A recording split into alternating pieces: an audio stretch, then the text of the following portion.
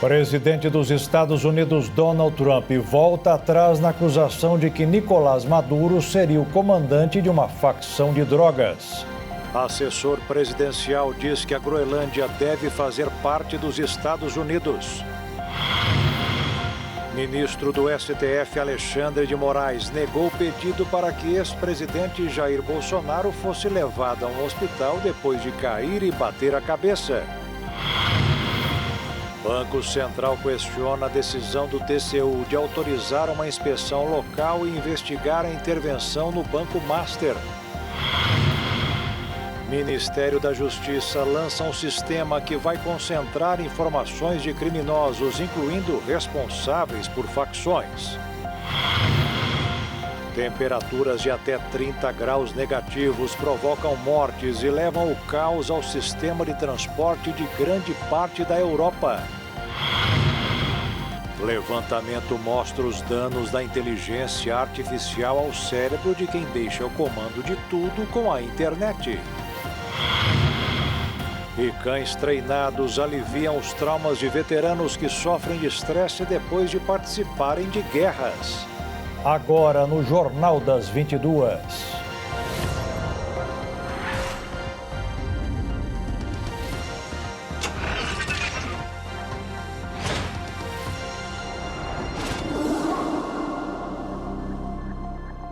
Olá, boa noite. A Organização das Nações Unidas declarou hoje que os Estados Unidos violaram o direito internacional com a invasão da Venezuela e captura do ex-ditador venezuelano Nicolás Maduro e a sua esposa Cília Flores. O mundo teria ficado mais inseguro após a ação do governo norte-americano. O secretário-geral das Nações Unidas pediu respeito à independência política dos países. Antônio Guterres afirmou que respeitar os princípios de soberania, independência política e integridade territorial dos Estados é fundamental para a manutenção da ordem no mundo. Durante a reunião do Conselho da ONU, na última segunda-feira, o Brasil, China, Rússia condenaram o ataque dos Estados Unidos à Venezuela no dia 3 de janeiro. O Brasil voltou a condenar a intervenção, mas não citou líderes nominalmente. O embaixador do país no Conselho de Segurança da ONU, Sérgio Danesi, disse que o ataque à Venezuela afeta toda a comunidade internacional e cria um precedente perigoso para o mundo. O Conselho de Segurança fez ontem uma reunião de emergência. O Brasil não tem direito a voto no colegiado. O Conselho de Segurança é formado por 15 membros, sendo que apenas 5 deles são permanentes e podem votar: Estados Unidos, Rússia, França, Reino Unido e China. O encontro de segunda-feira em Nova York foi convocado pela Colômbia, após o ataque dos Estados Unidos a Caracas. Mas a Venezuela também fez um pedido no mesmo sentido. O embaixador da Rússia na ONU disse que os Estados Unidos tentam controlar a América Latina. Segundo Nebenzia, Washington teria interesse nos recursos naturais venezuelanos, principalmente no petróleo. Durante a reunião da Organização dos Estados Unidos, americanos em Washington nesta terça-feira, o Brasil chamou a captura de Nicolás Maduro e sua esposa de sequestro. Benoni Belli classificou a ação como um sequestro e alertou sobre o risco de criação de um perigoso precedente internacional. O momento atual é grave e evoca tempos que considerávamos ultrapassados, mas que voltam a assolar a América Latina e o Caribe. Os bombardeios no território da Venezuela e o sequestro do seu presidente ultrapassam uma linha inaceitável. Esses atos representam uma afronta gravíssima à soberania da Venezuela e ameaçam a comunidade internacional com um precedente extremamente perigoso. Agressões militares conduzem a um mundo em que a lei do mais forte prevalece sobre o multilateralismo. Não podemos aceitar o argumento de que os fins justificam os meios. Esse raciocínio carece de legitimidade e abre a possibilidade de conferir aos mais fortes o direito de definir o que é justo ou injusto, o que é certo ou errado, e de ignorar as soberanias nacionais, ditando as decisões que devem tomar os mais fracos. A OEA foi fundada em 1948 com o objetivo de alcançar nos países membros uma ordem de paz e de justiça, para promover sua solidariedade, intensificar sua colaboração e defender sua soberania, sua integridade territorial e sua independência. A organização, que constitui o principal fórum governamental, político, jurídico e social do hemisfério, reúne atualmente 35 Estados-membros, além de 70 estados e da União Europeia como observadores permanentes. O governo dos Estados Unidos voltou atrás hoje na acusação de que Nicolás Maduro é chefe de um cartel de drogas. Segundo a informação publicada hoje no jornal norte-americano The New York Times, o Departamento de Justiça americano desistiu de informar que Maduro lidera um cartel chamado de Los Soles. A nova postura é diferente de 5 anos atrás, quando o grupo criminoso teria fornecido armas a guerrilheiros da Colômbia, além de tentar inundar os Estados Unidos com cocaína. Um dos principais assessores do presidente dos Estados Unidos defendeu nesta terça-feira que a Groenlândia faça parte dos Estados Unidos. A declaração foi dada durante uma entrevista à CNN norte-americana. No último domingo, Donald Trump ameaçou anexar a região autônoma. Em sua declaração, Trump disse que precisa da Groenlândia para a garantia da segurança nacional. O presidente disse ainda que a União Europeia precisa que os Estados Unidos adquiram a ilha. A União Europeia respondeu às declarações, avisando que a Groenlândia não é um bocado de terra que esteja à venda. O líder da Groenlândia reagiu nas redes sociais aos comentários de Trump, para dizer que chegou à altura do presidente dos Estados Unidos parar com as pressões sobre a anexação da região autônoma dinamarquesa no Ártico. A primeira-ministra da Dinamarca afirmou que os Estados Unidos não têm direito de anexar nenhuma das 3 nações do reino dinamarquês. Acrescentou que, enquanto membro da OTAN, a Dinamarca e a Groenlândia estão cobertas pela garantia de segurança da aliança e que já está em vigor um acordo de defesa que concede aos Estados Unidos acesso à ilha. As declarações da primeira-ministra dinamarquesa surgiram depois da provocação de Kate Miller, esposa de Stephen Miller. Na rede social X, Kate Miller publicou uma imagem de um mapa na Groenlândia coberto das cores da bandeira americana, acompanhada da legenda "em breve". O embaixador dinamarquês nos Estados Unidos, Jesper Møller Sørensen, respondeu com um lembrete amigável de que os 2 países são aliados e exigiu que a Dinamarca seja tratada com respeito total pela sua integridade territorial. A Groenlândia é cobiçada pelo presidente norte-americano Donald Trump, desafiando a Dinamarca, e as tensões entre os 2 países foram reativadas pelo anúncio no final de dezembro da Casa Branca sobre a nomeação de um enviado especial para este vasto território autônomo dinamarquês. O governo dos Estados Unidos divulgou um comunicado nesta terça-feira, afirmando que o uso das Forças Armadas continua sendo uma alternativa a ser usada para adquirir a Groenlândia. Segundo a Casa Branca, a medida é vista como estratégica para conter adversários na região do Ártico. Hoje fazem 5 anos que um grupo de americanos que apoiavam Donald Trump invadiram o Capitólio para tentar impedir a posse do ex-presidente Joe Biden. Trump continuou na luta, foi eleito e concedeu perdão presidencial a todo mundo. Há 5 anos, milhares de apoiadores de Donald Trump invadiram o Capitólio, prédio do Congresso americano, na tentativa de anular a eleição de 2020, quando o republicano perdeu para o democrata Joe Biden. Os manifestantes sobrecarregaram as linhas policiais, ferindo mais de 140 agentes, quebrando janelas e portas, além de saquear salas e forçar os parlamentares a se esconderem enquanto a contagem eleitoral era interrompida por algumas horas. Passados os anos, Donald Trump voltou ao poder e apenas algumas horas após tomar posse para seu segundo mandato, anunciou a decisão de perdoar ou reduzir as sentenças dos quase 1.600 envolvidos na invasão ao Capitólio. Depois de um ano do perdão dado por Trump, alguns dos vândalos continuam abraçados em teorias da conspiração e bastante irritados com a administração do líder deles, por não validar a insistência de que o ataque ao prédio do Congresso americano foi uma armadilha do próprio Estado. Durante os 5 anos, nenhum fato novo apareceu para derrubar as conclusões básicas dos investigadores do Congresso e do Departamento de Justiça, de que muitos dos invasores agiram acreditando, até mesmo por conta das acusações constantes de Donald Trump, de que a vitória em 2020 foi roubada. Além disso, Trump há muito tempo argumenta que seus apoiadores foram tratados de maneira horrível, até mesmo ilegal durante seus processos. No entanto, alguns desses beneficiados questionam que, mesmo diante das argumentações do presidente americano, por que após tanto tempo seus perseguidores não foram presos? E se os manifestantes são realmente vítimas de uma causa justa, como o presidente e aliados, e por que eles ainda não receberam reparações financeiras? Embora alguns argumentos sejam levantados pelos trumpistas, muitos acreditam que a promessa de revelar a verdade sobre aquele dia não seja realmente a verdade na qual eles acreditavam. No aniversário indigesto de 5 anos, os rivais do Partido Democratas buscam responsabilizar o presidente pelos atos. Um dos argumentos levantados é um relatório onde mostra que muitos dos manifestantes perdoados, posteriormente, foram acusados de novos crimes. O partido também fez um alerta de que esse benefício abre margem para a normalização da violência política.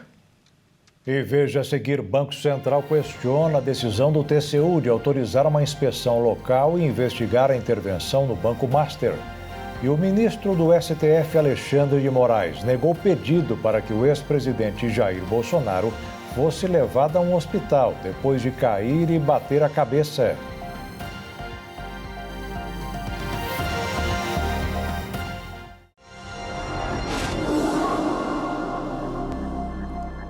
O ex-presidente Jair Bolsonaro levou um tombo hoje e bateu a cabeça. Os advogados de defesa pediram para que ele fosse levado a um hospital para fazer exames.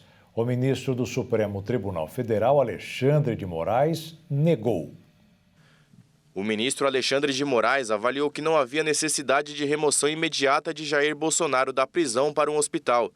Ele determinou que a defesa apresentasse ao Supremo Tribunal Federal o laudo médico elaborado pela Polícia Federal e detalhasse quais exames seriam necessários para avaliar se podem ser realizados no próprio sistema penitenciário. Segundo o médico da Polícia Federal, o ex-presidente apresentou apenas ferimentos leves, sem indicação de encaminhamento hospitalar, sendo recomendada apenas observação.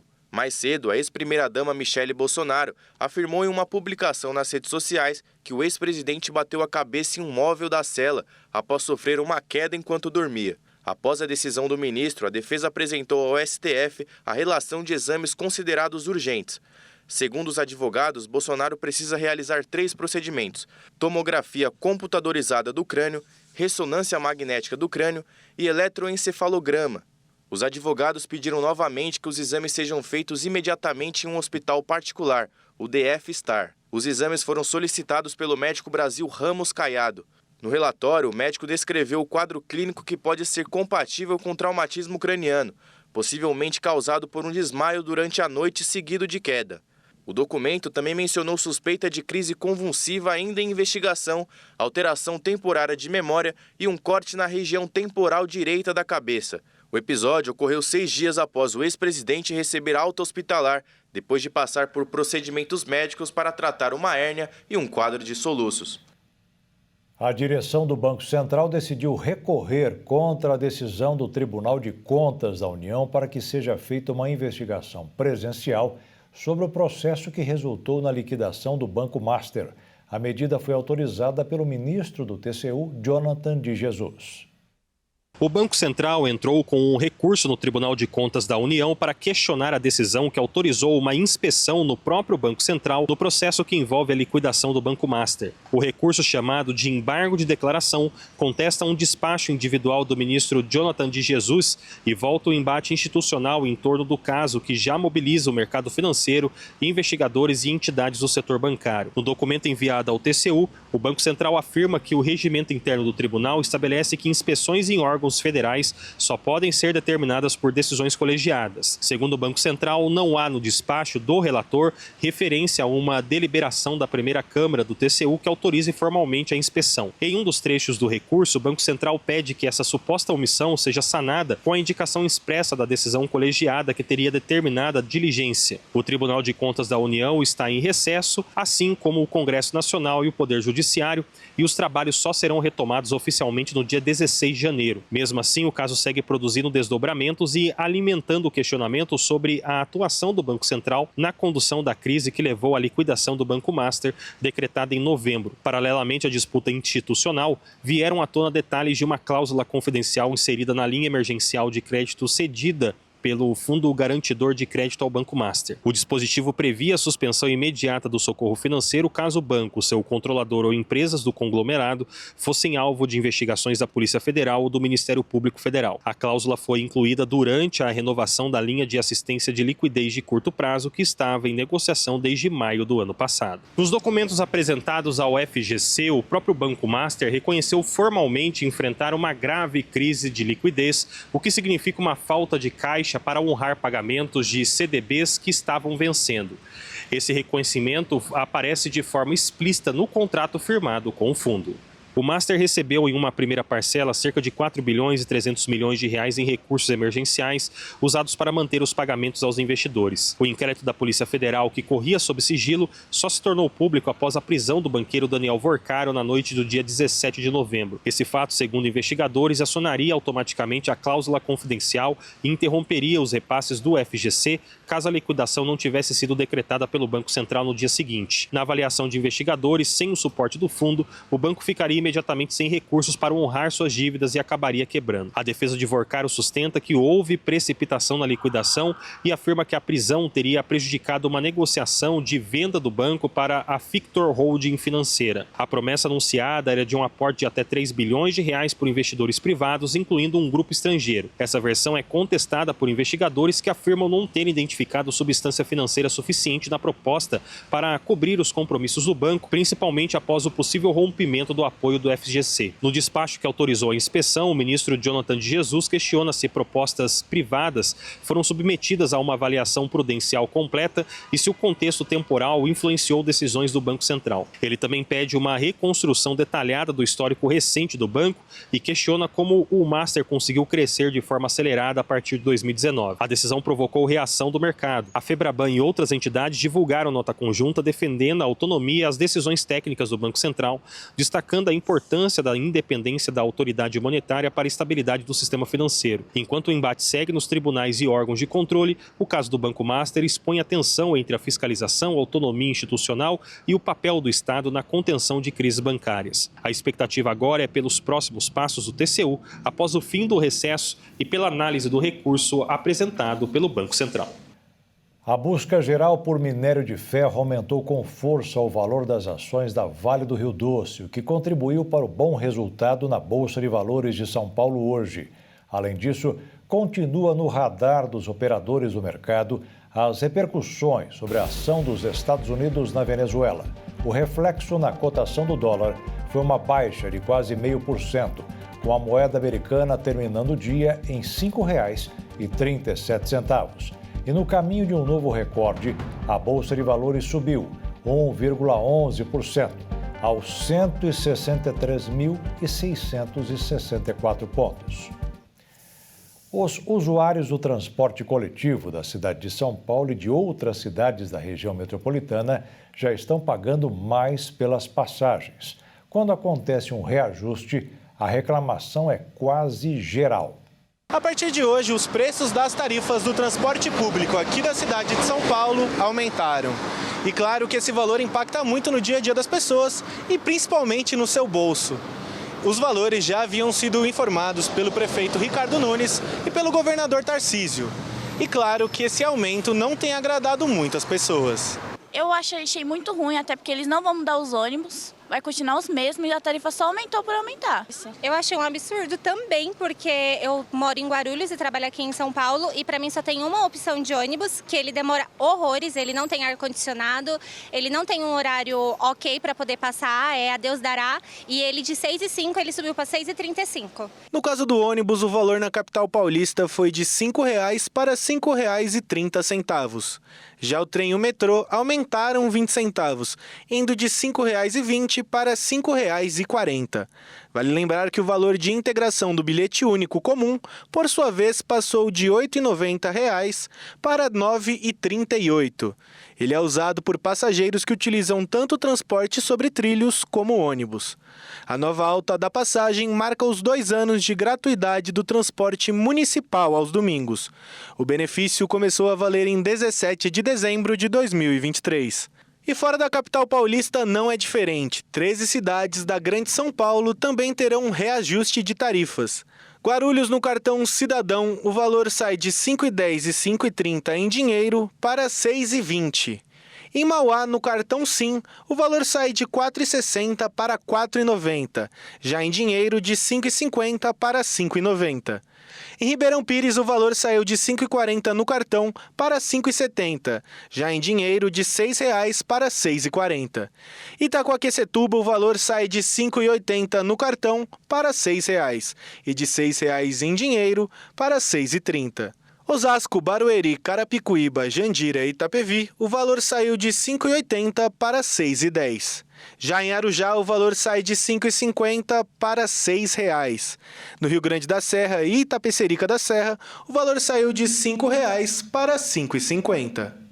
Estão começando as matrículas na rede municipal de ensino de todas as cidades do Brasil. Em São Paulo, os pais já podem matricular os filhos e, principalmente, começar a pesquisar o preço do material escolar. Em alguns casos, o preço do mesmo produto varia quase 300% entre uma loja e outra.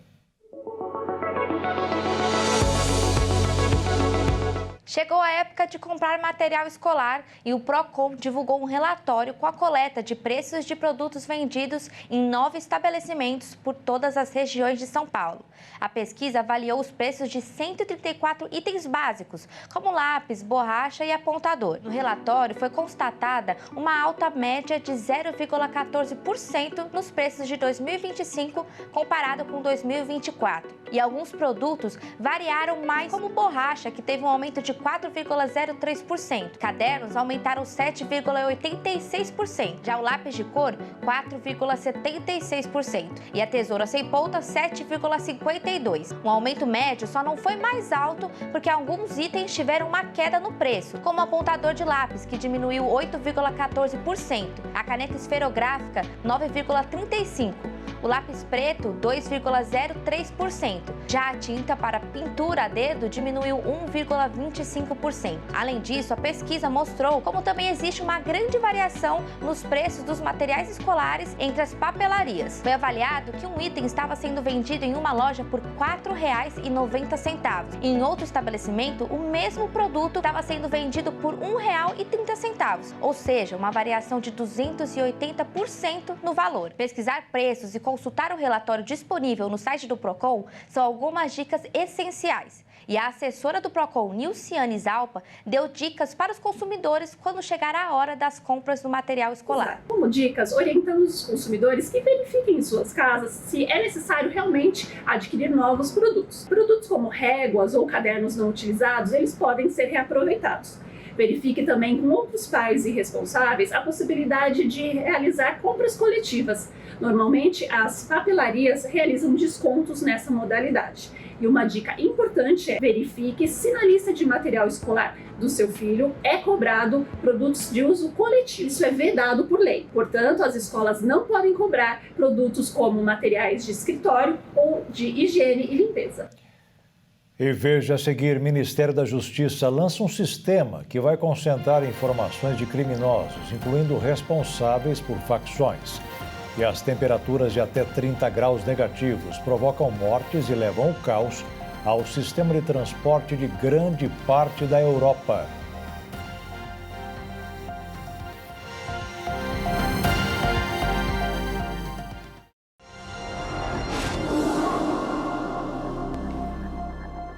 Os trabalhadores que aderiram ao saque aniversário do Fundo de Garantia do Tempo de Serviço já podem se organizar para os pagamentos de 2026.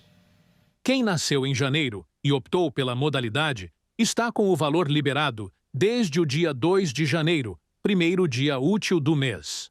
O saque aniversário fica disponível por até 90 dias e pode ser feito de forma digital, pelo aplicativo do FGTS ou presencialmente nas unidades da Caixa. Tem direito a sacar o FGTS em 2026 os trabalhadores que possuem saldo em contas ativas ou inativas do FGTS. Aderiram previamente à modalidade saque aniversário. E quem não fez a opção, continua automaticamente no saque rescisão, modelo tradicional do FGTS. Quem pode sacar o FGTS em 2026? Possuem saldo em contas ativas ou inativas do FGTS. Aderiram previamente à modalidade saque aniversário. Quem não fez a opção, continua automaticamente no saque rescisão, modelo tradicional do FGTS. O valor fica disponível a partir do primeiro dia útil do mês de aniversário e pode ser retirado por até 3 meses. Se o valor não for sacado dentro do prazo, o dinheiro retorna automaticamente para a conta do FGTS e só poderá ser retirado no ano seguinte. Também é possível sacar o valor presencialmente nas agências da Caixa, casas lotéricas ou correspondentes Caixa Aqui. Comprar a casa própria ficou mais difícil no ano passado. O preço dos imóveis subiu, em média, 6,5%. Foi acima da inflação, registrando o segundo maior índice dos últimos 11 anos. Em alguns lugares, o índice FIPZAP, pesquisado em 56 cidades brasileiras, foi maior, como nas capitais Salvador, João Pessoa e Vitória, onde o aumento passou dos 15%. Só em Brasília, Goiânia e Aracaju, os percentuais foram mais baixos do que a inflação. Os preços mais caros foram cobrados dos imóveis pequenos, de apenas um dormitório. Foi melhor negócio negociar os maiores. E o Ministério da Justiça lançou um sistema que vai reunir as informações conhecidas dos criminosos, incluindo os integrantes de facções.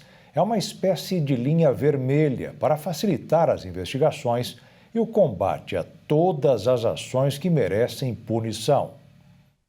O Ministério da Justiça e Segurança lançou, nesta terça-feira, 2 portarias. Uma que institui um novo sistema que reúne informações criminais e outra que cria um novo protocolo para reconhecimento de pessoas suspeitas de envolvimento com crimes. A primeira portaria institui o Sistema Nacional de Informações Criminais, que, segundo o Ministério, passará a ser a base única nacional de informações criminais. De acordo com o Ministério, o objetivo é que o SINIC passe a ser a única fonte de informações para a emissão da Certidão Nacional Criminal e da folha de antecedentes criminais. Ele substituirá as certidões emitidas hoje por tribunais e policiais civis, por exemplo. Além disso, segundo o Ministério, o sistema auxiliará na identificação e prisão de procurados e condenados e na atuação do Judiciário. A segunda portaria cria o Protocolo Nacional de Reconhecimento de Pessoas em Procedimentos Criminais. O objetivo é padronizar a aplicação do reconhecimento de pessoas como meio de prova dentro de uma investigação policial. O protocolo cria uma série de regras que devem ser seguidas na aplicação do reconhecimento. A portaria permite o uso de imagens de pessoas geradas por inteligência artificial, mas prevê que deverá ser assegurada a isonomia, a rastreabilidade e a integridade do material apresentado. O texto veda, porém, o uso de álbuns criminais ou policiais que contenham apenas imagens de investigados ou processados. A adoção do protocolo é obrigatória para a Polícia Federal e para a Força Nacional de Segurança, órgãos ligados ao Ministério da Justiça. Para as polícias civis, porém, o uso do protocolo é facultativo. A portaria, entretanto, prevê que a adesão ao protocolo será considerado pelo Ministério para fins de priorização do repasse de recursos federais que sejam destinadas a ações de reconhecimento de pessoas. A Petrobras paralisou a perfuração de um poço na bacia da Foz do Amazonas após identificar um vazamento de fluido em 2 linhas auxiliares. De acordo com a estatal, o incidente foi imediatamente controlado e não há risco ao meio ambiente. O poço fica localizado na margem equatorial brasileira, a cerca de 175 quilômetros da costa do estado do Amapá. As linhas auxiliares conectam a sonda de perfuração ao poço morfo e serão trazidas à superfície para avaliação e reparo. Em nota, a Petrobras afirmou que adotou todas as medidas de controle e notificou os órgãos competentes. A estatal acrescentou que o fluido utilizado atende aos limites de toxicidade permitidos e não oferecem riscos ao meio ambiente e nem à população. O IBAMA informou que foi comunicado sobre o incidente e garantiu que não houve vazamento de petróleo. O presidente do IBAMA, Rodrigo Agostinho, afirmou que houve um problema de despressurização, que acabou provocando o vazamento do fluido. Segundo ele, a Petrobras vem mantendo contato com o IBAMA desde a segunda-feira. A perfuração do poço na região da Foz do Amazonas teve início em outubro de 2025, exclusivamente para pesquisa exploratória, e começou logo após o aval do IBAMA. A atividade é criticada por ambientalistas, enquanto especialistas destacam a importância da região para a produção de petróleo. O governo estima que a margem equatorial tem reservas capazes de permitir a exploração de mais de 1 milhão de barris de petróleo por dia. O mar agitado aumentou o número de afogamentos e resgates nas praias do Rio de Janeiro. Salvamentos este ano são 40% maiores que no mesmo período do verão passado. Os bombeiros começaram o ano trabalhando muito mais neste ano. No Rio de Janeiro, a ressaca do mar está tirando a paz de turistas e salva-vidas nas praias cariocas. E apesar das bandeiras vermelhas, que indicam perigo, fincadas na areia ao longo de todas as praias, muitos arriscam entrar no mar. Resultado: desde o ano novo, os dias estão sendo de muita correria para os bombeiros nos resgates de banhistas. O mar está agitado no Rio de Janeiro, com ondas grandes e correntes fortes desde a virada do ano. E a imprudência transforma momentos de lazer em desespero. O número de salvamentos já é 40% maior do que no mesmo período do verão passado. O Corpo de Bombeiros realizou mais de 2.200 resgates em apenas 4 dias no Rio. Alguns turistas perceberam o perigo e preferiram a prudência em dias de mar bravo. Por conta disso, os bombeiros alertam dos principais riscos ao entrar no mar. Além do mar agitado, com ondas fortes, comum em dias de ressaca, é preciso evitar as correntes de retorno, que puxam para longe da praia e aumenta a dificuldade para sair do mar. Os salva-vidas alertam aos turistas para preferir se banhar próximo a postos de guarda-vidas, respeitar as sinalizações com placas de perigo e, com o mar agitado, a melhor dica é ficar na areia e, no caso de correnteza, é importante manter a calma, flutuar e pedir ajuda ao invés de nadar contra. Também é importante evitar o banho noturno, quando diminui a visibilidade. As temperaturas de até 30 graus negativos estão provocando mortes e causando vários problemas no sistema de transportes e o fechamento de escolas na Europa. O problema está sendo causado por uma intensa frente fria do Ártico. Alguns meses atrás, noticiários espalhados pelo mundo estampavam um forte calor que assolava boa parte da Europa. Dessa vez, o cenário mudou e agora o intenso frio vindo do Ártico causa transtorno na vida dos europeus. Na Alemanha e outras regiões do continente, os termômetros registraram 24 graus negativos. Em Berlim, capital alemã, salas de emergência de diversos hospitais ficaram lotadas por conta de acidentes como quedas de pedestres e ciclistas em decorrência do frio. O volume desses acidentes foi tão alto que as autoridades tiveram que vir a público informar que foram surpreendidas pela formação do gelo, no qual podem ser prevenidos com lançamentos de sal, areia e outros produtos para evitar essa formação perigosa. Além disso, 30 mil residências ficaram sem energia elétrica e aquecimento devido a um suposto ato de sabotagem. Para manter o bem-estar da população mais vulnerável, abrigos tiveram que ser abertos. Outro local afetado pelo frio foi o principal aeroporto de Amsterdã, na Holanda, que em um único dia teve mais de 400 voos cancelados. A França é quem mais vem sofrendo com a baixa temperatura. No início da semana, 3 pessoas morreram em acidentes causados pelo gelo no sudoeste do país. Um deles foi um taxista que perdeu o controle do carro e acabou saindo da pista e caindo em um lago. Além disso, como na Holanda, aeroportos tiveram suas atividades encerradas. Apenas regiões como Paris e locais próximos à capital, onde tem maior movimentação em chegadas de aviões, permaneceram abertos e operando. Quem também está sofrendo é a Espanha. No sul do país, mais de 250 famílias precisaram deixar suas casas devido à passagem de um furacão e elevação do nível da represa. As previsões apontam que a frente fria seguirá causando transtornos nos transportes e riscos à população em grande parte da Europa nos próximos dias, forçando as equipes de emergência e autoridades em alerta. Israel voltou a bombardear o Líbano, alegando ter atingido alvos do Hezbollah e do Hamas. O presidente libanês denunciou as ações como uma forma de minar os esforços para evitar uma escalada do conflito. Os ataques começaram com bombardeios em 4 localidades, nas quais Israel emitiu ordens de evacuação. Ataques subsequentes ocorreram sem aviso prévio. Apesar do cessar-fogo de novembro de 2024, que deveria ter encerrado mais de um ano de hostilidades entre Israel e o Hezbollah, as forças armadas israelenses continuam atacando o Líbano e mantêm tropas em 5 áreas que consideram estratégicas. Os confrontos entre Israel e o movimento islamista libanês Hezbollah eclodiram no contexto da guerra na faixa de Gaza. O Hezbollah é um aliado do movimento islamista palestino Hamas. Sob pressão dos Estados Unidos, o governo libanês prometeu desarmar o Hezbollah, que ficou severamente enfraquecido após mais de um ano de combates com Israel, incluindo 2 meses de guerra aberta. E veja a seguir, levantamento mostra os danos da inteligência artificial ao cérebro de quem deixa o comando de tudo com a internet. E cães treinados aliviam os traumas de veteranos que sofrem de estresse depois de participarem de guerras.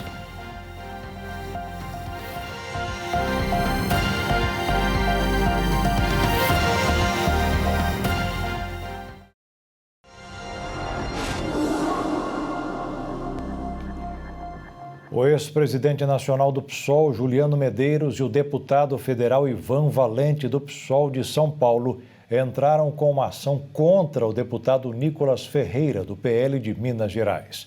O parlamentar postou em suas redes sociais uma montagem com o presidente Lula sendo preso por agentes americanos.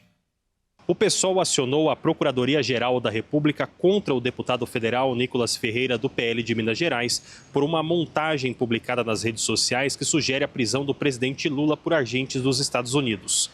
A imagem divulgada no fim de semana mostra Lula sendo segurado por militares norte-americanos e faz referência direta à prisão do ex-presidente da Venezuela, Nicolás Maduro, capturado recentemente em uma operação conduzida pelo governo dos Estados Unidos. Segundo a representação apresentada à PGR, os autores entendem que a publicação atenta contra a soberania nacional e contra a ordem institucional democrática do Brasil. O pedido foi protocolado pelo ex-presidente do PSOL, Juliano Medeiros, e pelo deputado federal Ivan Valente, de São Paulo. Eles afirmam que a imunidade parlamentar não protege manifestações que defendam ou sugiram sequestro de chefe de Estado brasileiro ou intervenção estrangeira no país. De acordo com o texto enviado à Procuradoria, a postagem de Nicolas Ferreira insinuaria apoio a uma eventual ingerência do governo norte-americano sobre o Brasil, o que para o partido exige apuração criminal. O deputado não comentou oficialmente o teor da denúncia até o fechamento desta reportagem. O episódio ocorre em meio ao aumento da tensão política após a captura de Nicolás Maduro pelos Estados Unidos, que ampliou os embates entre direita e esquerda sobre política externa e relações diplomáticas na América do Sul. Parlamentares ligados ao bolsonarismo passaram a associar o presidente Lula ao regime venezuelano, enquanto partidos de esquerda reforçaram um discurso de defesa da soberania nacional e criticaram a ação militar norte-americana. Nesse contexto, o líder do PT da Câmara, o deputado Lindbergh Farias, anunciou que também irá apresentar uma representação à Polícia Federal contra Nicolas Ferreira, além do deputado Eduardo Bolsonaro e também do senador Flávio Bolsonaro. Segundo Lindbergh, publicações e declarações dos parlamentares teriam incentivado a ideia de intervenção militar estrangeira no Brasil, o que ele classifica como uma ameaça à democracia. A postagem de Nicolas Ferreira alcançou milhões de visualizações nas redes sociais e se tornou um dos principais focos dos embates políticos nos últimos dias. Além disso, a deputada Érica Hilton, do PSOL, também protocolou representação na Procuradoria-Geral da República contra Nicolas Ferreira e Flávio Bolsonaro, sob a acusação de apologia a crime contra o Estado Democrático de Direito. As representações agora aguardam análise da PGR, que vai decidir se abre ou não investigação sobre esses casos. O time do São Paulo Futebol Clube passou a merecer maior atenção hoje pelo saque de 11 milhões de reais com suspeita de irregularidades. O presidente do time está na lista dos investigados. A Polícia Civil continua apurando 2 possíveis irregularidades financeiras no São Paulo. Em uma delas, são investigados depósitos de R$1,5 milhão de reais, recebidos nas contas do presidente Júlio Casares. Também são investigados 35 saques nas contas do clube, totalizando 11 milhões de reais. Segundo o COAF, Conselho de Controle de Atividades Financeiras, o valor entrou nas contas do presidente do Tricolor entre janeiro de 2023 e maio de 2025. Em nota divulgada pelos advogados de Casares, eles dizem que a origem da quantia é lícita e totalmente legítima. Já Casares justificou esses recebimentos ao banco como referentes a bonificações de campeonatos do São Paulo em 2023. A investigação também apontou que as contas do presidente são paulino eram usadas para custear as despesas da sua ex-mulher Mara Casares. Ela que era conselheira do futebol e também diretora cultural e feminina, mas foi afastada dos cargos após um suposto esquema envolvendo camarotes do Morumbis. Junto ao caso envolvendo Casares, a Polícia Civil também analisa 35 saques em dinheiro realizados nas contas do São Paulo entre janeiro de 2021 e novembro de 2025. O relatório do COAF não mostra o destino do dinheiro retirado de contas jurídicas do clube.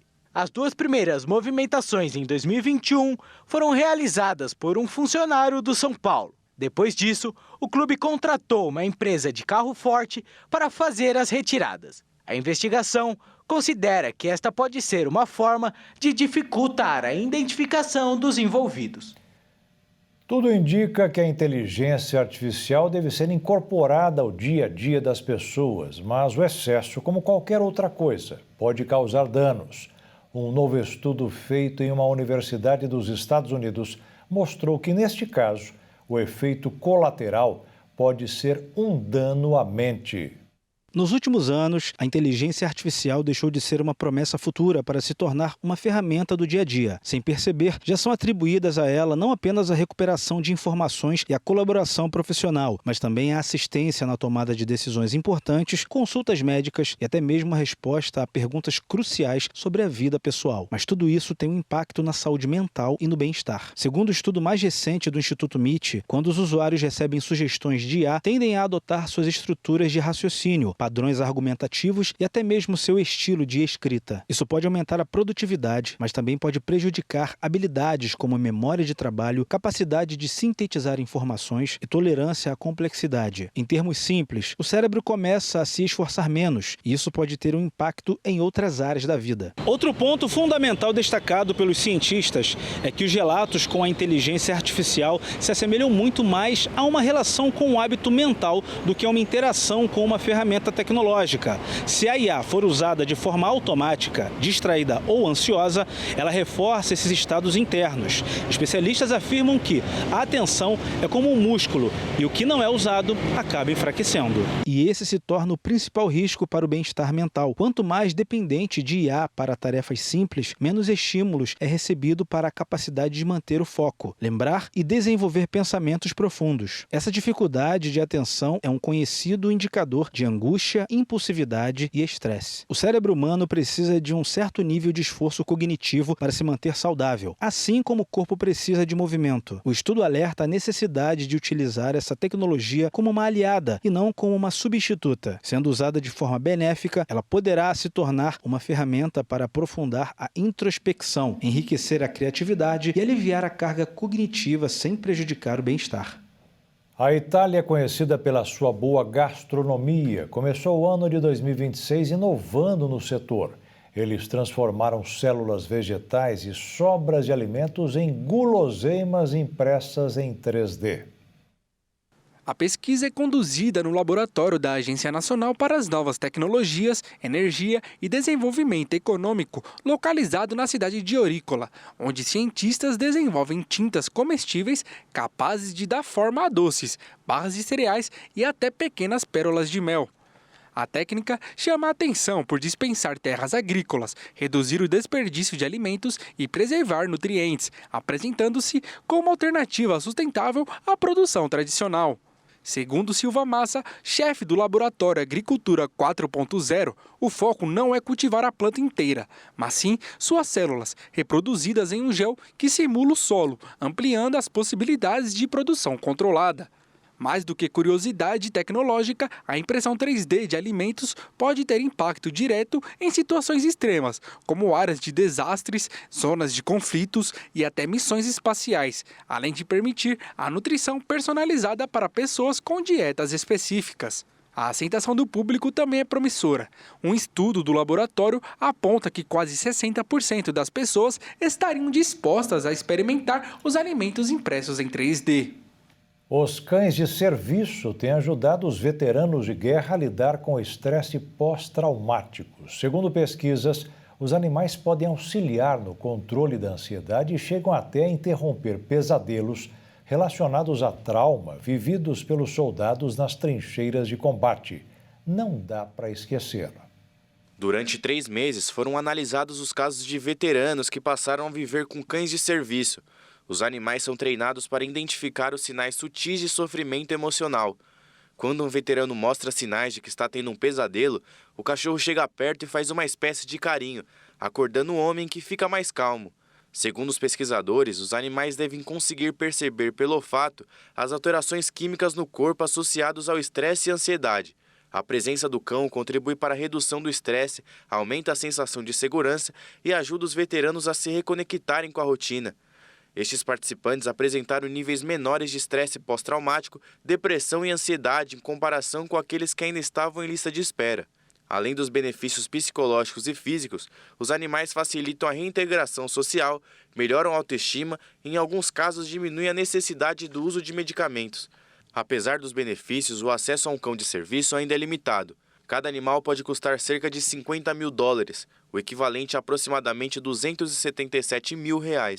O treinamento leva em média 1 ano e meio. Além disso, aproximadamente metade dos cães que iniciam o processo de treinamento não chega ao final. Enquanto isso, muitos veteranos enfrentam longas filas de espera ou não conseguem atender aos critérios de elegibilidade. Em geral, é necessário receber benefícios por invalidez do Departamento de Assuntos de Veteranos.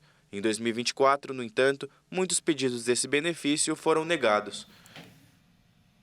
E o Jornal das 22 termina aqui. Uma boa noite para você e fique na paz. Tchau.